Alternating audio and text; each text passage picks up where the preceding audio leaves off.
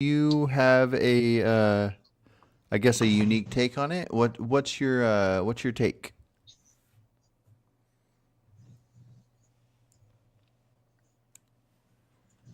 Well, I don't care about the woman at all.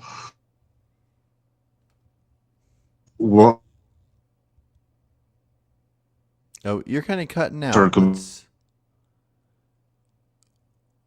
hold on one sec. Let's figure out your your sound like cuts completely out and then comes in a little bit. Can you hear me? 4 million abortions. Hold on one sec. Can you hear me? Did I lose you? Yes. You keep cutting out a good bit. Vegan? What? Hello? I can hear your voice comes in a little bit here and there, but it keeps cutting out. Are you in a spot with bad internet access?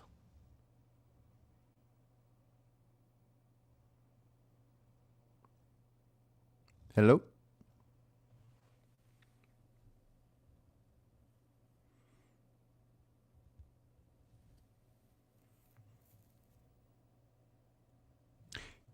Can you hear me?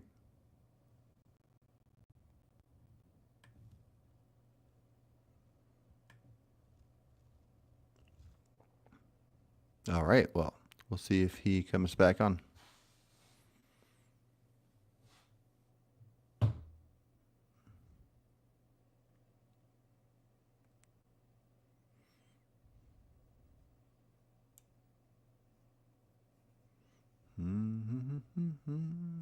Oh, here we go.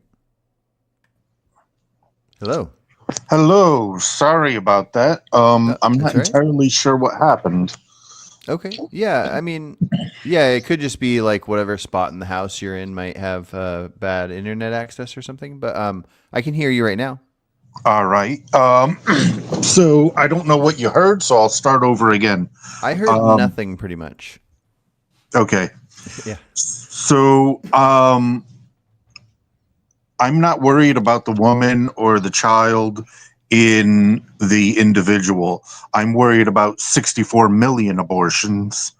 I take a macro view of it and the impact of it as a policy rather than getting bogged down into the morals or ethics of a single abortion.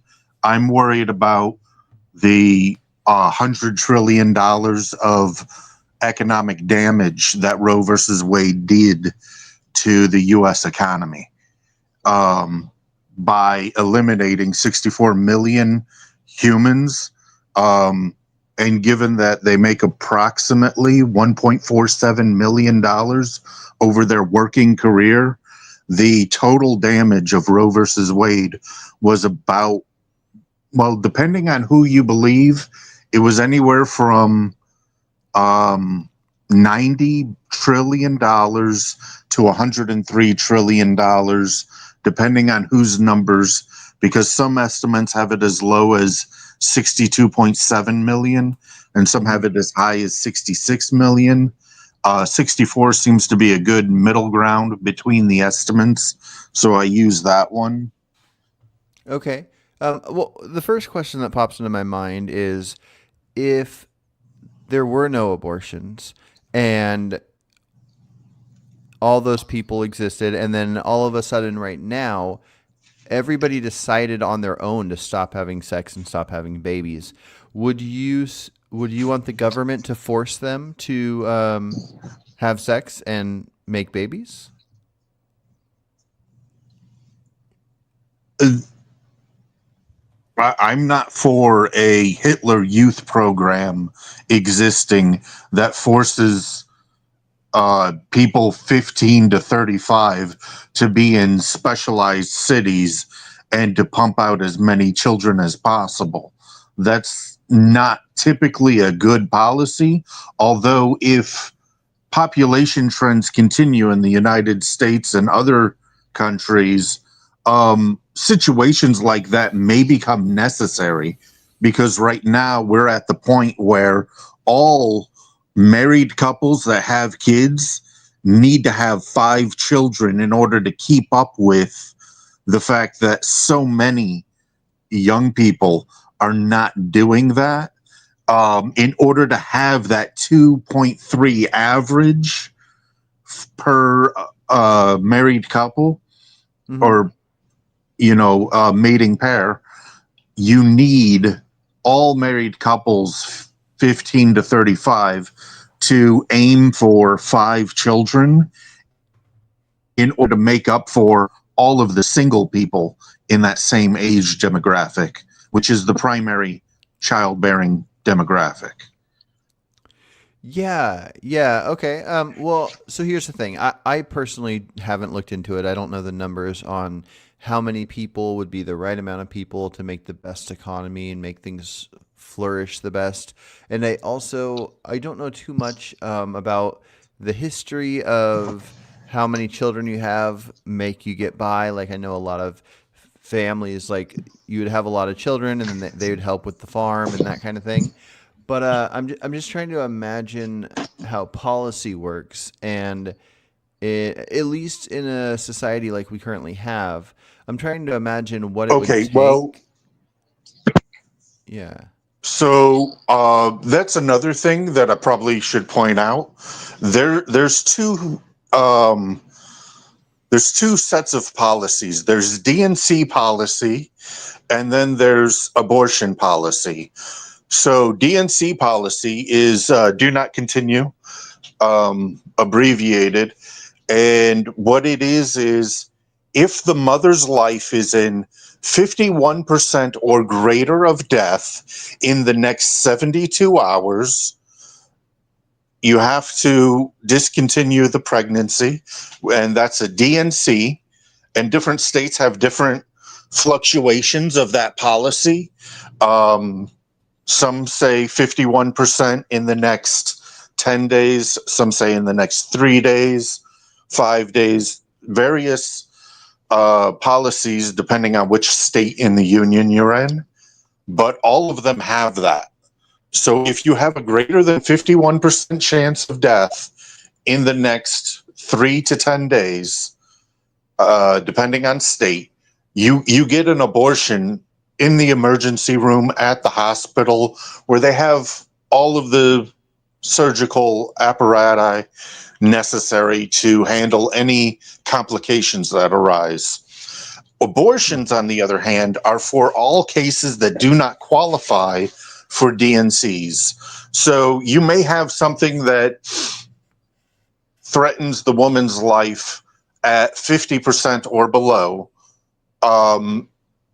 or something that is non-life threatening at all, and the woman wants an abortion anyways. That's what abortion policy covers. Hmm. Abortion policy does not cover imminent threat of death. All 50 states, imminent threat of death is covered by DNC policy, and abortion is exclusively for elective discontinuing of a pregnancy. And a lot of Yeah. times, a lot of people don't realize that those are two different sets of policy and think that healthcare for women is what is being denied, that a woman can go into an emergency room and be told, "Oh, we're sorry, dear, but you're 7 weeks along, so we're just going to let you die," rather than discontinuing this pregnancy. And there is no place in the United States where that is true. Gotcha. Okay, well, I have a couple comments on that, but I'm going to hold that aside for a sec because there are a couple people in the chat asking you some questions, so I wanted to ask you those. Dillian says, if the mother didn't even want them, do you think that they would raise them well to be good working citizens? If the parents do not want the child, the fact of the matter is there are over 30,000 families right now approved by their state to be a good house for a child in either foster care, adoptive care, or what have you, that are looking for children under the age of 5. And so, in all of those circumstances, you have families that are actively waiting and paying thousands of dollars to have the opportunity to take care of those children. Gotcha. Yeah, and I think that is an important thing. I haven't looked into the details, but I know a lot of people, when talking about abortion, they'll complain about foster care and whatnot. And I think they mix up a couple things because I think the issue we have is the foster care system and not the adoption system.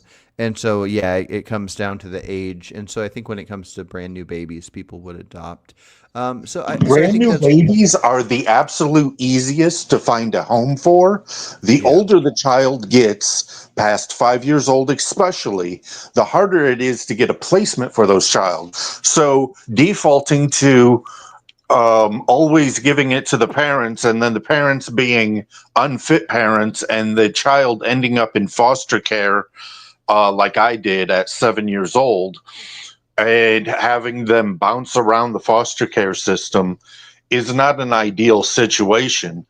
But as a policy, you have 35,000 families right now looking for children under the age of 5 that are paying thousands of dollars a piece in order Mhm. to be able to take care of unwanted children. And the adoption success rate with children is greater than 95% in most years. There's a few years Gotcha. where it dips down to 93% and so forth, but adoption does, in the vast majority of cases, yield productive members of society. Gotcha. Okay, so the next question, Mark says, would this guy be against ending slavery then? If slavery kept on existing, we would have more money in the economy. That person needs to read Immanuel Kant's Cuntz, or K. It's Kuntz. Um, Immanuel Kant covers the horrors of slavery as a philosophical topic really Hmm. well. And if that person is interested in that discussion, they should look up that author Well, and read I his think his material. point is that you're saying that because of needing more children to create people to make a better economy, that's making you decide laws where because it sounds like you're saying that if it wasn't for our need for children, if enough people were making enough babies, then you would have a different stance on abortion. So I think that's why he brought up the slavery thing, because we're talking about people's rights and people's protections changing based on wanting more humans. Well, it's a population growth policy, and slavery is a subjugation of other humans policy. They're Fair. completely separate, and have absolutely nothing to do with each other. So it's just one of those gotcha questions that a lot of people that are far left like to throw out because they see everything as racism or sexism or misogyny, and they have no ability to look at a group of numbers and make decisions based on what is the good for the vast amount of circumstances, because they can think of a specific set of circumstances in a niche circumstance off to the side. They think they can invalidate 99.8% of all occurrences by their gotcha question.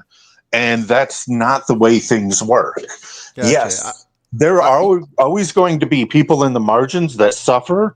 The problem is you cannot um, unrightfully um, sub.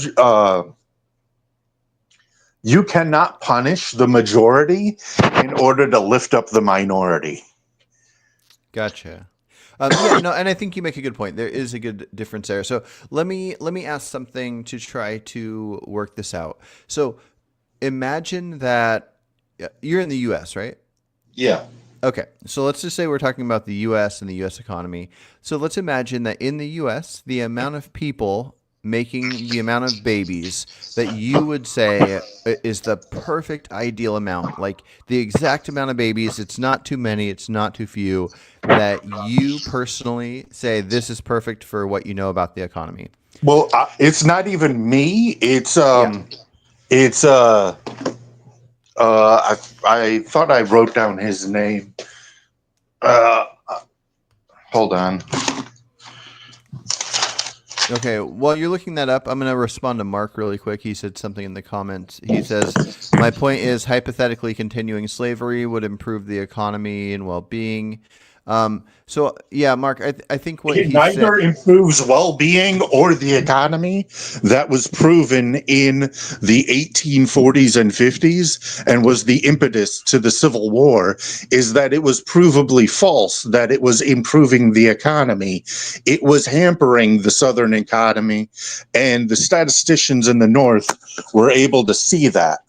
Yeah. Well, and I think also what you're saying is that even if it did improve the economy, that you think it's too immoral and infringes on rights too much, where you don't think the same with abortion. Yeah. Okay. So my question was not necessarily like what you think on your own. I just mean what you're convinced of is the right amount of people for the right economy. I just want to look at a hypothetical world where that is perfect. What would your thoughts on abortion be at that point?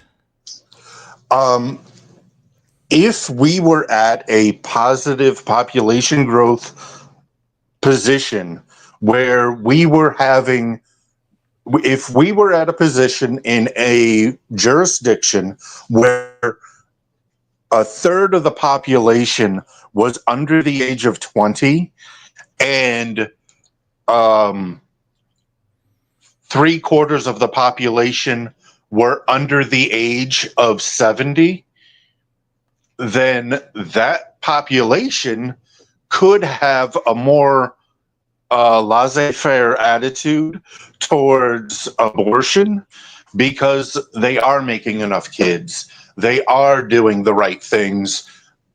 They have a trajectory where there are more people of a young age to support the few people that are in the oldest age brackets. Right now, a third of our population is over the age of 60,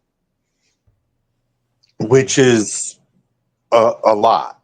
That for two-thirds of the population to support a third of the population with their productivity, it gets very dicey very quick. That's why Social Security is currently somewhere between 30 and $35 trillion in debt as a institution, because we do not have enough young people coming into the system, paying into it for all of the boomers that are starting to draw on it. And that's why it's a big problem. Okay, well, let me pause you real quick. I want to discuss abortion from that hypothetical idea of everything being fixed, and then that will help me guide the abortion in our current day. So fill me in on what you would want abortion policy to look like in that perfect hypothetical. Perfect hypothetical. What you would do in a jurisdiction is you would set up the medical bar to have a separate council of some sort wherein they review abortion policy, and they would have hospitals and only hospitals have a maternity wing which would allow for abortions as well as DNCs to be happening there rather than at some off-site location where there is no crisis management system. And in those situations, you would have a paralegal for the hospital, a set of them. one to the child and one to argue for the death of the child, and you would allow them both to make their arguments in each woman's case, and you would have three doctors that would hear the case, and then you would just need a simple majority to approve an. But like your personal ideal, if you were going to convince people of what you think like a cutoff should be or exceptions should be, what do you personally think? Like anything before this stage has no value. Anything after this stage does. I would make no such policy because it is not the government's position to make policy on a field that is ever changing, because laws last too long and are too hard to change for the dynamic situation of population control. That is why you delegate it to the doctors, and a governor or a sheriff or whoever is over a jurisdiction says, hey, we need to be more sparing with how many abortions we allow, or hey, you can allow as many abortions as you want. Our elementary schools and our middle schools are overrun, and our daycares are overrun right now. Mm-hmm. So on and so forth. We can allow more abortions because we have an overabundance of people under the age of 10 right now. We don't need to be so stringent at this time. So allowing it to be a. Let me pause you real quick. So go ahead. So let's just say in this hypothetical, there's the right amount of children. There's not too many. There's not too few. There's still tons of people that would love to adopt brand new babies. But the amount of people there to fit what you're saying about the economy is right on. So there is going to be no argument about there being too many kids or too few kids. It's just kind of in a bubble where there's plenty of give and take. Now, let's say that so there's no laws. And that's well, hold on. So that's just laying that part out. But then you're saying that you think it'd be best if there's no laws because the stuff is ever changing. So the only law that would be there is that a handful of doctors and lawyers figure it out because they're professionals in a field that you think should be figuring this out. So now let's say that that all the doctors or certain doctors that everybody can know who they are saying that abortions are completely fine up until the day of giving birth, as long as the baby hasn't come out the birth canal, that the day before birth you can kill the fetus and then pull the dismembered fetus out of the body. Do you still think that there should be no law put in place? Like, I'm trying to see if there's any stage before birth where you value the human and think the human deserves protection. And I'm not trying to convince you to go any way. I'm just trying to see if there is a feeling there. So this is my position. If your reason for killing another human being is inconvenience, that's monstrous. So if you're in line at the grocery store and the person in front of you is trying to turn in a bunch of coupons and you say, this person is inconveniencing me, you pull out a gun and you blow their brains out, that's murder. Likewise, if a fetus is the size of a grain of rice and the only reason to kill that person is that they are going to inconvenience you, that is murder as well. Oh, plain and simple. Whether they're 6'4" or the size of a grain of rice, killing with the reasoning of inconvenience is murder.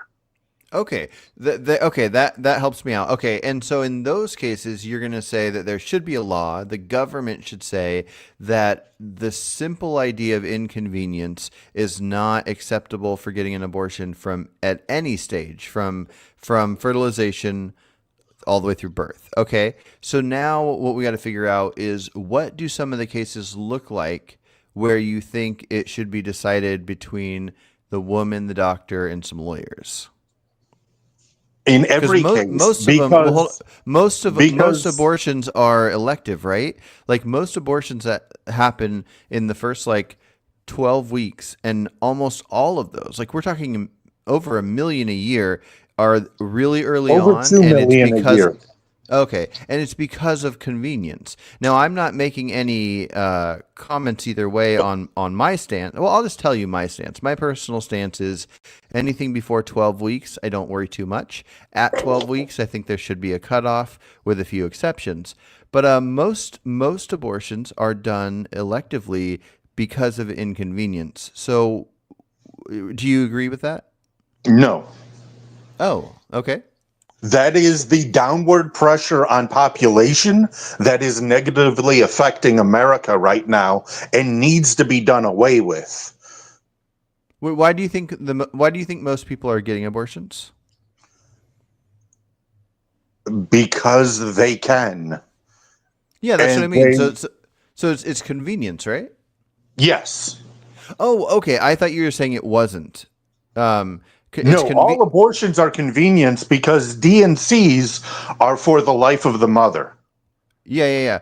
Well, let's, for the sake of conversation, just for this one, if you're up for it, when I talk about abortion, I like to use, because I know abortion can mean a handful of things. Abortion, like technically having a natural miscarriage, can be referred to as abortion.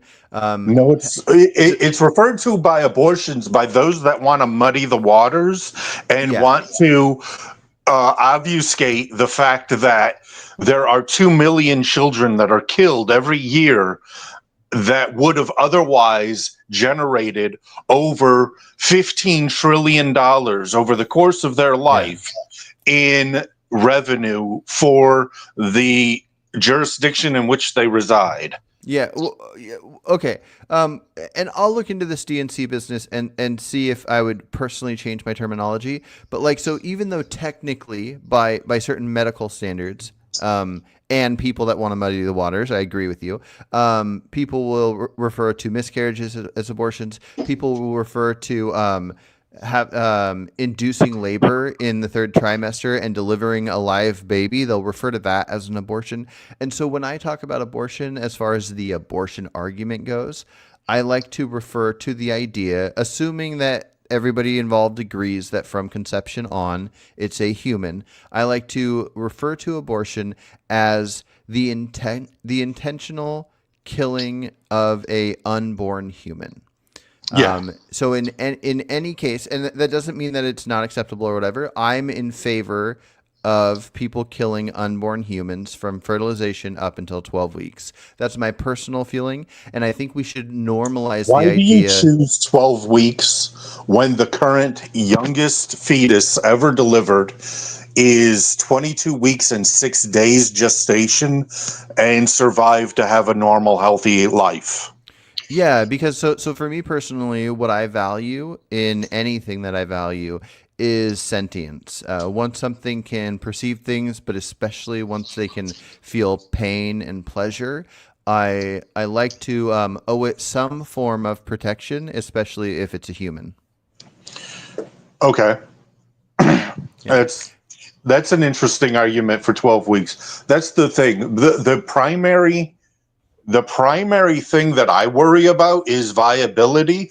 And the reason I look at viability, because if a woman says, I don't want this child and it's viable, you just do an emergency C-section and then you incubate that child, which will cost tens of thousands of dollars. But now you have another taxpayer that's going to pay into the system for the next 65 years. And so you're gaining value off of that exchange on the part of the state or jurisdiction, whichever jurisdiction you're in. You pay the $30,000 to incubate this child and make it healthy enough to release to adoptive parents. You're going to get $1.5 million of taxable revenue over the next 65 years. Yeah. Well, here, And so it's let a me do a thing reasonable that investment. yeah, so I have an idea that I think can make it really easy to focus on the moral and legal side of abortion without factoring in the economy. Because I think in the near future, we're going to have ways to grow, to gestate a human from conception to birth in labs. We're gonna be able to just have an artificial womb, and we can grow They are babies. working on it, and they do have it for sheep. So, Yeah. yes, in the next 10 to 15 years, that's going to be Yeah. uh, So possible. so so all the people that are wanting to adopt babies that can't adopt babies and can't find them in other countries where there's babies that really need homes or anything like that, they'll be able to grow them in labs, and therefore um, there's not going to be any concern there. There's going to be as many humans as people are willing to take care of, and they can grow in a lab. And I don't have many thoughts on that, but I do like figuring out the details on the moral side and what should be the legal side of abortion, especially imagining it in like a perfect scenario. Because even though I'm against a lot of abortions, if I was stuck on an island and I had a bunch of babies and I couldn't take care of them, there was just magically 100 babies there, and I could only take care of 15 of them, I would humanely execute 85 of them because I can't take care of them. They're going to suffer and die. So if I could just give them a magic pill and have them done, and I'm talking about like already born babies, like not even unborn. So there are plenty of circumstances, and there definitely have been throughout all of history, where ending somebody's life is better than not ending it. But just talking in a society like ours in the U.S. today, like in what cases is something moral or immoral. And so I want to get back to where your stance was, and you can challenge me on my stance later as well. Well, But I don't care about the morality of it at all. I do think it's a even if moral you set issue for a aside lot. well I even do if you think even if you set aside the idea of the economy and all that and make everything perfect, hypothetical world where everybody has all the resources and everything's just flourishing perfectly, in you don't that care. case, Yeah. where there is no economic consideration, I say, do as thou wilt and harm not, and just let everybody live their life. I don't care. I don't have any stake in that game. But when it comes to negatively affecting my life through destroying the economy, then I have a voice. And that Yeah. is the only voice I have in it, is the negative effect it has on the economy when you slaughter 2 million children a year and destroy $15 trillion worth of economic output every year. Yeah. That becomes my concern. Yeah, and I do want to get to that, and I hope you don't think that I'm trying to ignore your concern. I'm just trying to see how you feel about the other side of it, because I am getting mixed messages. Because I feel like you're saying that you don't care about the moral side of it, but then I also hear you saying that any human, even from conception, because you said like the size of rice, should not be able to be killed just due to inconvenience. So Yeah. I'm just trying to figure out in a society. So we have a society that has a government and has laws. It sounds like you are saying that it should be illegal to kill any unborn human unless there is a certain threshold of reason, and we can get into that reason. But then other times it sounds like you're saying you don't care about the morals, therefore there shouldn't be any laws preventing anybody from killing any unborn human. So I just want to iron that out real quick. Okay, so in my perfect scenario where the paralegals are in the hospital, a woman comes to the hospital and she has no justification medically for wanting an abortion. She just feels like having an abortion because bikini season is coming up and she wants to look good for bikini season, and being fat and pudgy is not in her plans. And so Yeah, yeah. she wants an abortion. And now she goes to the doctor. She explains her case. Paralegal for her visits with her, finds out her reasoning, and goes, okay, I'm going to try and get you an abortion. I'm going to argue for your case. And he goes behind closed doors away from the woman into another room. And that paralegal for the hospital that wants to protect the hospital from liability and so on and so forth for needlessly administering an abortion will argue their case. And there'll be 3 doctors that have been sworn to an Hippocratic oath to do no harm. Will hear the cases of both sides and judge away from that woman whether or not she is allowed to get an abortion. And in a situation where there is an overabundance of children and the daycares are overran and the elementary schools are overran and the middle schools are overran because there's an overabundance of humans under the age of 10, maybe she gets that abortion because of bikini season. Yeah, so I'm just trying to figure out where you stand when there are not wild circumstances. So when everything's perfect. In normal circumstances, she would be denied because she has not justified her abortion. Okay. That's what kind of mattered to me. Okay. So then I want to test something really quick. I'm trying to think of 2 different routes to go. Do you value different ages? Like let's say that at an emergency room we had these AI doctors that we could program telling them how to who to focus on first, and they can detect who needs the most help and that kind of thing. When 2 people show up that need immediate help from a doctor, and there's only one doctor there, it's an AI doctor. Should they triage priority? Okay. Yeah, like should they care about age? Like, for example, if they both are one's going to die if you help the other, and one of them's like 90 years old and one of them's 10 years old. Are there cutoffs where you say they are going to decide who to help solely on age? 2 victims of a car accident. One's 10 years old, one's 90 years old. You've only got one surgery room because you're in a rural area and you have to choose which one to do life-saving surgery on first.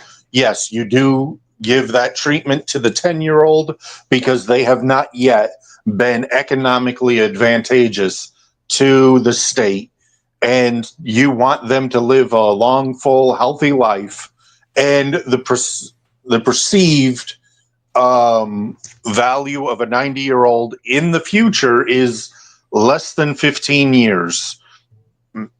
I think the current oldest age is 108 years recorded. So at most 18 years of life, and most of that life is going to be non-productive years.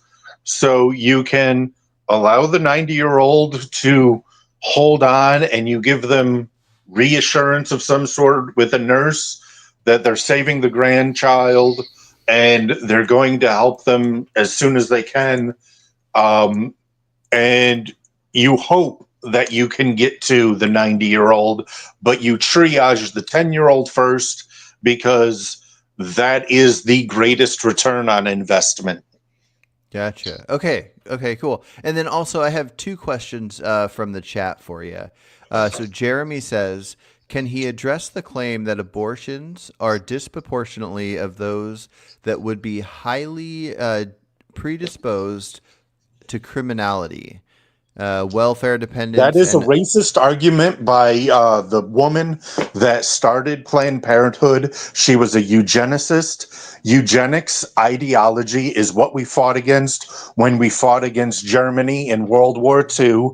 That is why they euthanized 6 million Jews and 12 million other human beings, including 800,000 midgets, dwarves, or whatever little people you want to call them, exclusively off of the idea that they're genetics were bad and that they were going to be less desirable people.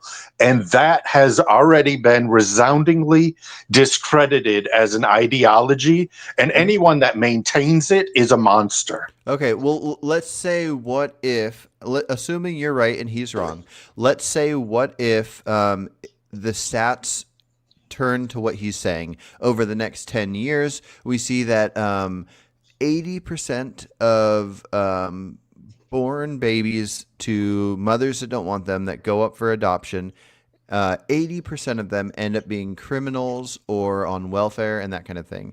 Do you then, due to the stats, change your mind on wanting to not allow abortions? No, I do Okay. not. I do not like the ideology of killing people based on race, creed, size, or anything else. A lot of this stuff comes down to size arguments. Oh, this human isn't of sufficient size, so we can kill them. Well, should we start killing little people? Oh, this person isn't of sufficient age, we can kill them. What age do you cut that off at? Those arguments to me are asinine, and I Yeah. don't like any of them. The I do reason not like anybody being able to put up arbitrary guardrails of who is and who is not deserving of human rights. Yeah, the reason I think it's worth looking at this part is because it seems like there's something within the unborn that if the economy is bad enough that would affect it. Like, so you were saying that if there's too many kids in a certain area, then an abortion, even for bikini season, might be worth it. If there's not enough kids, then it might be worth forcing them to have the baby. So Not if forcing there's them to have the baby, forcing them to justify aborting the baby. yeah, exactly. So if there's no good reason, then not allowing the ending of that unborn. But so it seems like anybody that is born, that there's not going to be give and take. Like, we wouldn't have slavery even if it helped the economy. We're not going to force different things with living people. But since there will be a change on how you view the law on abortion based on the economy, I think it does make sense that if we see a trend 10 years, if that's not enough for you, then maybe 20 years of 80% of babies born to people that would have wanted an abortion. Now I am not saying I would be in favor of this, but it seems to me like maybe you would, that if 80% of them are going to be criminals and be put in prison, and then some of that 80% is going to be on welfare and various different I things believe that's in going to tank nurture, the not economy. nature. Okay. Let me cut you off there. I believe in Yeah. nurture, not nature. That if such a circumstance were to arise, that it would be a result of some policy regarding the first 5 years of life, which are very indicative to the overall productivity of a human, and the first 15 years of life, which are very indicative of the overall productivity of a human. I would change the policy on how we deal with those children and work on investing better and more focused into those children so that that outcome is not happening anymore. That would be a function of how they were treated for the first 5 years after birth, and from 15 years of life, secondarily. And Okay. so addressing those problems is completely separate from abortion. That has nothing to do with the abortion whatsoever. Okay. If Jeremy has a backup question, I will ask that. But for right now, Mark has a question. Okay. He says, why would he care if a woman wants to needlessly kill a fetus in a perfect society? So the hypothetical where it was exactly the perfect society you want. I think the question is, if a woman gets pregnant and she's like, let's just say she's been pregnant for a couple days, so it's just a zygote, a single cell. Well, it's a What zygote for less than 3 minutes. Sure. Okay. Well, let's just say a blastocyst. Well, we can go with any stage that we're just talking is. I think the question is if it's not sentient, if it doesn't have consciousness. Let's say it hasn't. It doesn't have brain waves yet or a heartbeat because it's not 6 weeks along. I think the question is, what is it that you value about that human at that stage? It's a human life and Hmm. is entitled to the rights of life, liberty, and the pursuit of happiness, and should have, if we are going to execute it, a representative, a lawyer or paralegal, because you don't need a full on lawyer to do this, to argue on behalf of their life. They deserve counsel and representation before they're executed in all cases. Gotcha. Okay. Okay. Let's see. Gotcha. Um, oh, what was I going to ask you? Um,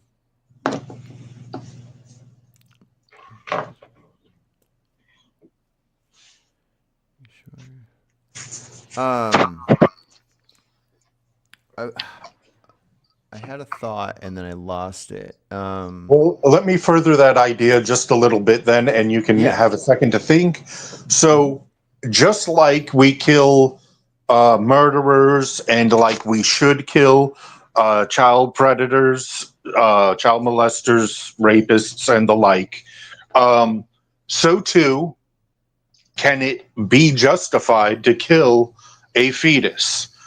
But that argument needs to be made and verified and judged. And so Mm. long as it's made, verified, and judged, then yes, an execution can take place.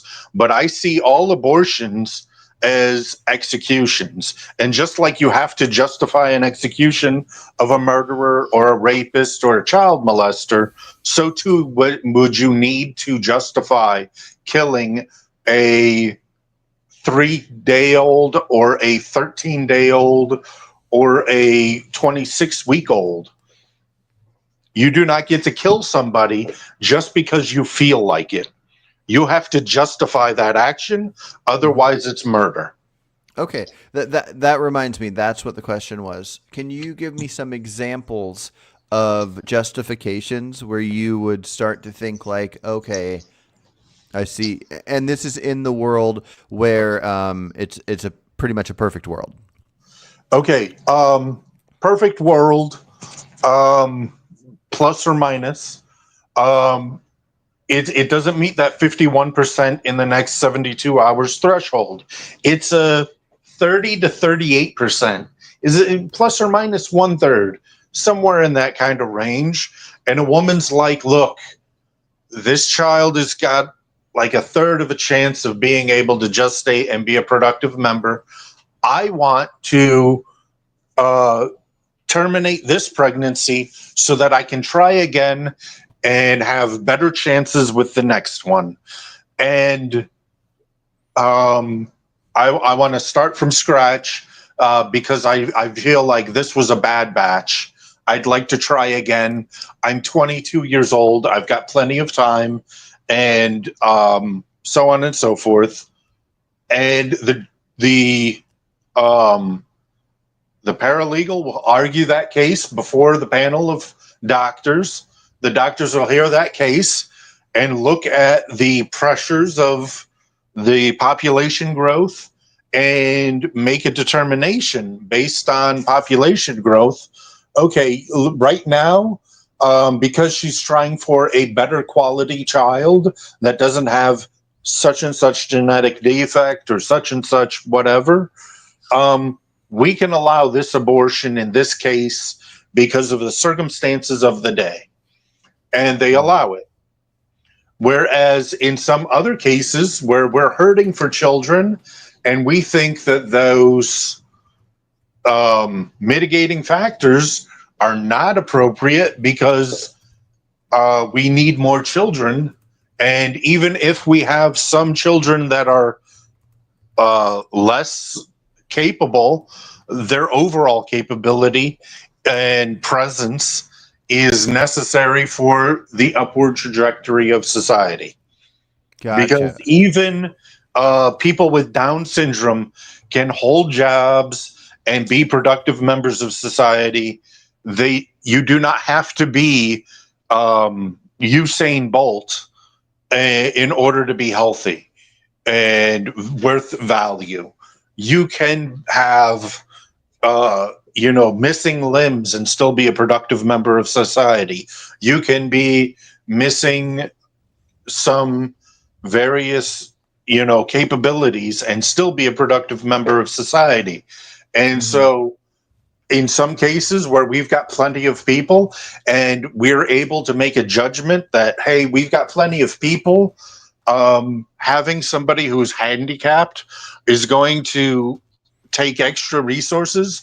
Maybe, yes, we can scrap this one in this case in order to try for a better quality human that doesn't have the defect that this one has. Okay, well, quick question on that then. So I do have two questions I'm going to ask you from Mark and Dillian. But before that, because you brought up the handicap thing, what if somebody's born, they just were born like 30 seconds ago, and they have severe handicaps, and we're in a world where maybe that wouldn't be a beneficial thing? Do you feel like, since it's just brand new born, it hasn't like had any life to develop a consciousness, it doesn't have enough prefrontal cortex to think of the future, anything like that, that humanely doing away with that handicapped child would be reasonable in any It's real brain world dead. scenario? It's No, brain not dead. not brain dead, just normal baby, but Normal just baby, but just with and it maybe goes on to live a normal life. no, like missing both arms or some form of handicap. You were saying That's fine. that if the unborn fetus was handicapped, and there was a scenario where there were so many people or something, you were saying that there was a scenario where it might make sense to abort the unborn handicap. I was trying to see if that worked the same for you with like a just freshly born handicapped baby. So it's an Amish mother. She never got an ultrasound. The child was just born, and now we learn that it has a mutation or, side effect from some sort of environmental chemical where it has underdeveloped arms and legs and essentially just has 3 toes for a left leg and 2 fingers for a left arm. That child should be allowed to live. If the circumstances of that say, well, this child is going to be a net negative on the family and society, keeping it alive is too burdensome. We request to be able to abandon the child. It's a very Roman thing to do, but withholding care from them is a possibility. But I find that more abhorrent than I do 16 minutes ago, if you know what I mean. Gotcha. Okay. The child is 8 minutes old now. 8 minutes ago, when it was still in the birth canal, that's a different situation than it is now, because now it has a time of birth, and now it has full citizenship rather than just human rights. And because it has full citizenship, it has more protections than it did as a resident and a human. Gotcha. Well, I want really quick. I wanted to mention, normally I have my my laptop plugged in, and now I don't, and it says that I have 30 minutes of power. But if everything cuts out, that's what happened, and it was good talking. But I think it should last. So I want to point out, what if in our society we try to pass a law saying that you become a citizen before birth, when you're considered viable. So when a pregnant woman is 24 weeks, we officially consider her fetus to be a citizen. Would you be against that change of law? No, that's a perfectly reasonable law. Okay, just wanted to check on that. Okay, and then Mark said, let's say the fetus could never reach sentience. Would you be against aborting that? And I think you kind of answered that already. At the same time, he was writing the question because you were saying that if she goes in and says there's going to be a chance that this baby won't be born because of health reasons, I'd rather start over. And I think the same thing would go for sentience. If sentience happens between like 12 and 24 weeks, and there's a detection at like 2 weeks in where they can see, oh, we can tell that this fetus will never reach sentience, then And I also view that as a medical decision by doctors, not a political decision by legislators, okay. because those definitions change with time, For sure. and legislators trying to legislate things because of the technology that exists when they made the law um, does not make sense 30 years later or 130 years later. And I would rather that not exist. And so Mm, I would like the flexibility of the medical community making those decisions for the day. gotcha. On the Okay. day that it occurs, the best available medical information said this. And so this was the result. 16 years later, that changed because widget B was invented, and now that calculus has changed. Mm, gotcha. Yeah. Yeah, I can definitely see that. Okay, so Dillian says, should the people who denied an abortion, let's see, should the people who denied an abortion be prosecuted if the mother dies as a result to that abortion being denied? So you're saying you don't leave it up to law. A pregnant person can go to the doctors. The doctors say, like, nope, we're not going to let you have the abortion. That is And the purpose of having two paralegals argue before a panel of medical doctors. mhm, It's so that the hospital can say, well, these are the arguments that were made for the five people that were in that room, or six, or whatever. And so we impaneled this judge of doctors. It was Dr. A, Dr. B, Dr. C, Dr. D, and Dr. E. And we had paralegal 7 and paralegal 3 argue for the child and for the mother. And this is all that was said in that room in those 17 minutes that the case was heard. And this is why the hospital made the decision at the time, and they would be able to release that to defend themselves against having done anything wrong in that case. So if the mother does end up dying as a result of her pregnancy, you had a maternal death, that could all be reviewed. The decision making process could be reviewed by other medical experts and judged upon that way. And if those doctors were found to be wrong, then they would have to update their medical bylaws in that hospital to account for a change that they didn't know on the day and do better moving forward. gotcha.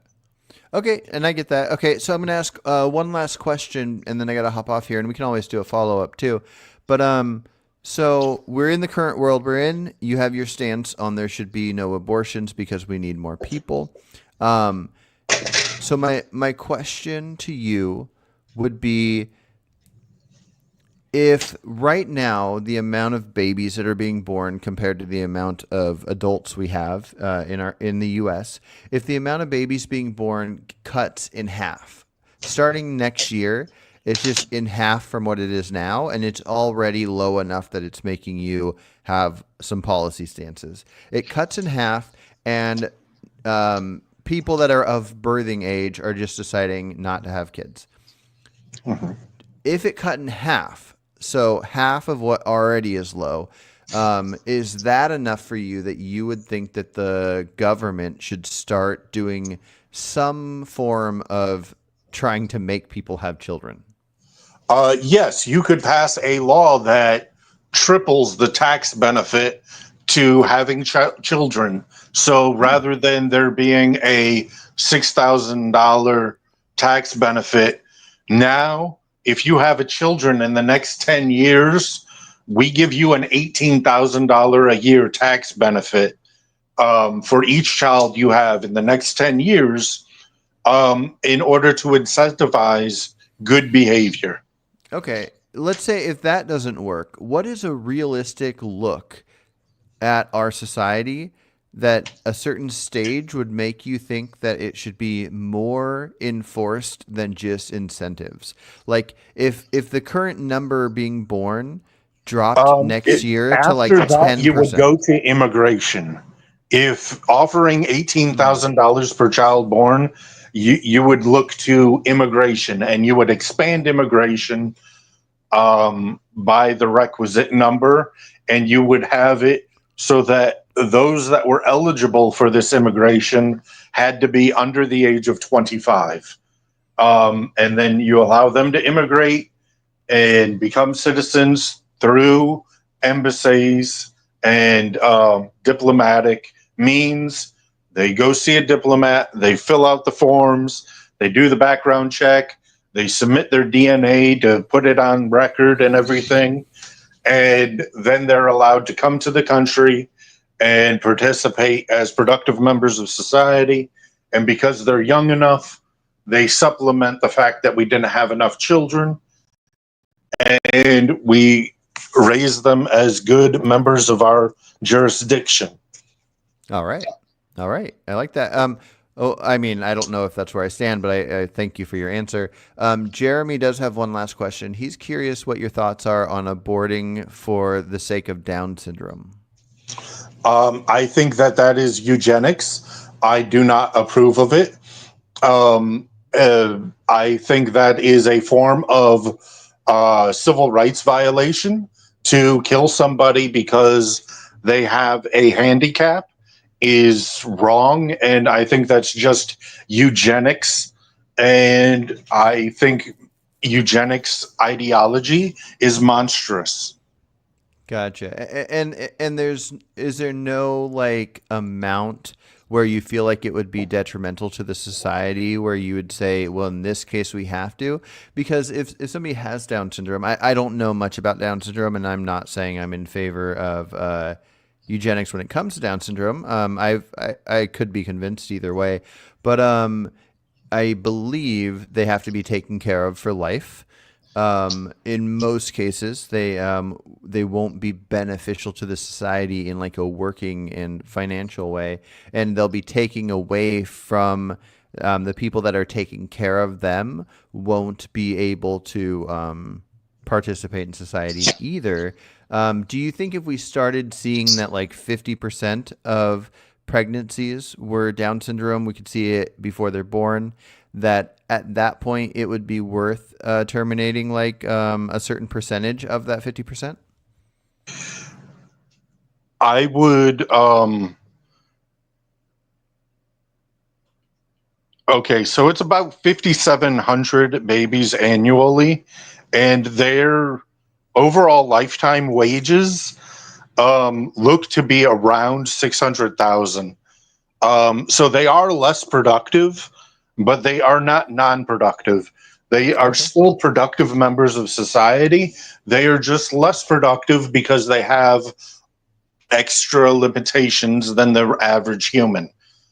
That being said, they're still productive members of society, and yes, they're going to be less economically viable, but they have intrinsic value as humans and should not be exterminated because of a handicap.